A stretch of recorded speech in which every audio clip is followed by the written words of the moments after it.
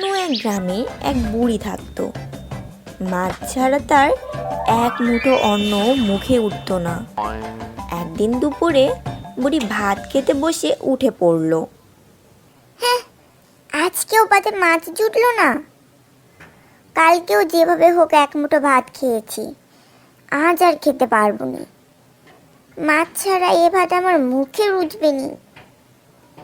কদিন শরীরটা ভালো যাচ্ছে না বলে মাছ ধরতে পারিনি। একটা করিও নি যে মাছ কিনে খাবো।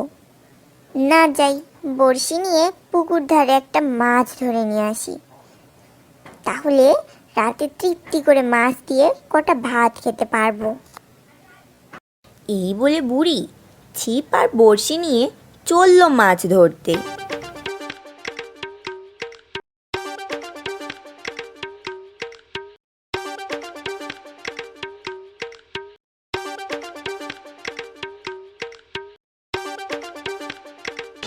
কিন্তু পুকুরে অনেকক্ষণ ধরে বসে থেকেও ছিপে আর একটাও মাছ ধরা পড়ল না।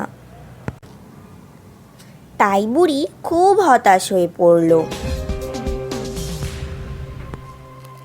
কখন থেকে বসে আছি, একটা মাছও পড়লো না ছিপে। হে উপরওয়ালা, তুমি কি আমার পানে মুখ তুলে চাইবে না? তুমি তো জানো আমি মাছ ছাড়া এক বেলাও তৃপ্তি করে খেতে পারিনি। এই বয়সে কি আমার এইটুকু ইচ্ছাও পূরণ করবে না? না, আরেকটু চেষ্টা করে দেখি, যদি কিছু হয়। বুড়ি আবার আশা নিয়ে মাছ ধরতে লাগলো।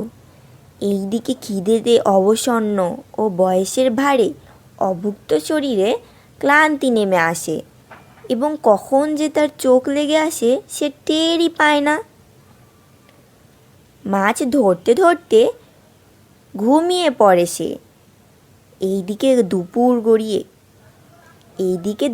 গড়িয়ে বিকেল এবং বিকেল গড়িয়ে সন্ধ্যা নেমে এসেছে। হঠাৎ ছিপে কিছু একটা টান পড়ায় বুড়ির ঘুম ভেঙে গেল। উপরওয়ালা, তুমি এই বুড়িটার দিকে চোখ তুলে চেয়েছো, কত বড় মাছ! আমার বেশ কয়েকদিন এই মাছ দিয়ে ভাত খাওয়া হবে গো। যাই, তাড়াতাড়ি গিয়ে রান্নার ব্যবস্থা করি। এই বলে বুড়ি মাছ নিয়ে তাড়াতাড়ি বাড়ির দিকে চলল। এইদিকে সন্ধ্যা নেমে গেছে, পথঘাট একদম ফাঁকা, তাও আবার জঙ্গলের পথ। তাই বুড়ি খুব তাড়াতাড়ি পা চালাতে লাগলো। এমন সময় বুড়ি খেয়াল করলো কেউ যেন তার পিছন পিছন আসছে।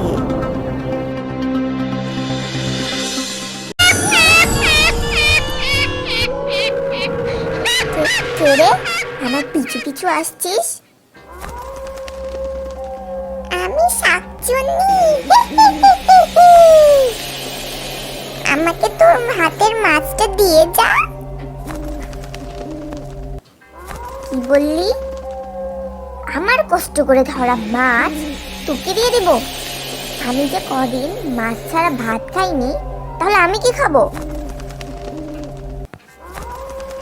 সে আমি জানি না, তুই আমায় মাছ দিয়ে যা। যা যা।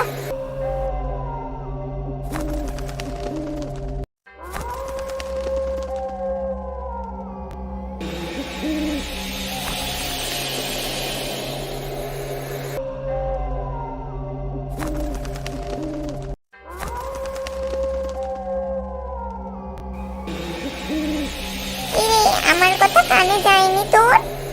মাছ দিলি না আমায়? শাকচুন্নিকে যদি মাছটা দিব না বলি, তাহলে সে মাছটা কেড়ে নিতে পারে। এত উতলা হচ্ছিস কেন? আর একটু আয় আমার সাথে, তোকে মাছ দিচ্ছি। ও তাই বুঝি? আচ্ছা তাহলে চল, আর একটু যাই তোর পিছু পিছু। এইদিকে বুড়ি যত জোরে হাঁটে শাকচুন্নিও তত জোরে হাঁটে।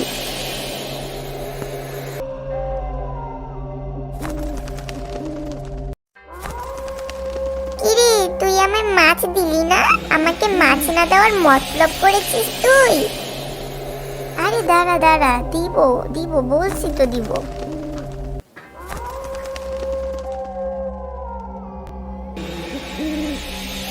কি হলো, মাছ না দিয়ে ঘরে ঢুকে গেলি যে?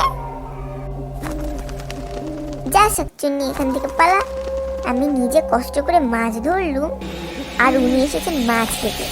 আমি তোকে মাছ কেন, মাছের একটা আঁশও দিব না। এই বুড়ি, তুই কি বললি? আমায় মাছ দিবি না? আমাকে মিথ্যে কথা বলে এত দূর নিয়ে এলি? তবে রে দাঁড়া, আমি তোকে সারা রাত ঘুমাতে দিব না। যতক্ষণ না আমায় মাছ দিচ্ছিস, আমি দরজার গোড়া থেকে কোথাও যাব না। শাকচুন্নি এভাবে এখান থেকে যাবে না, আর সারা রাত ঘুমাতেও দিবে না। শাকচুন্নিকে সাহায্য করার জন্য উনুনে খুন্তিটা গরম দিয়ে যায়। দে বলছি, দে বুড়ি, মাছ দে। মাছ দিতে বলেছি না, মাছ দে, দে বলছি। তবে রে দাঁড়া, আজকে তোকে সারা রাত ঘুমাতে দিব না। ও, মাছ নিয়ে তবেই যাবি? দে দে দে। আচ্ছা দাঁড়া, দিচ্ছি। কিরে, মাছ খাবি তো? দে বলছি, দে দে না। একটা শর্তে তোকে মাছ দিব, আমি কিন্তু ঘর থেকে বের হতে পারবো না। তুই ঢলের উপরের দিকে একটা ছোট্ট গর্ত দেখতে পাচ্ছিস? হ্যাঁ হ্যাঁ দেখতে পাচ্ছি, দে দে। তুই ওই গর্তের ভিতর দিয়ে হাতটা বাড়া, আমি তোর হাতে মাছ দিচ্ছি। দে দে। এই নে তোর মাছ, খা।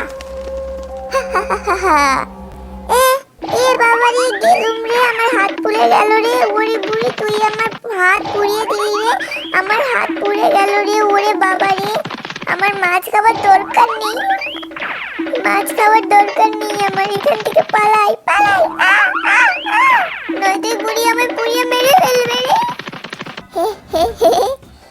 খুব মাছ খাওয়ার ইচ্ছা না? দেখ, এই যে তো শিক্ষা হলো, আর কোনোদিন মাছ খাওয়ার নাম করবি না। এবার আমি মুনিষ্টিকে মাছ দিয়ে ভাত খাবো। ওরে খিদে পেয়েছে রে, আর সহ্য হচ্ছে না, যাই খেয়ে নিয়ে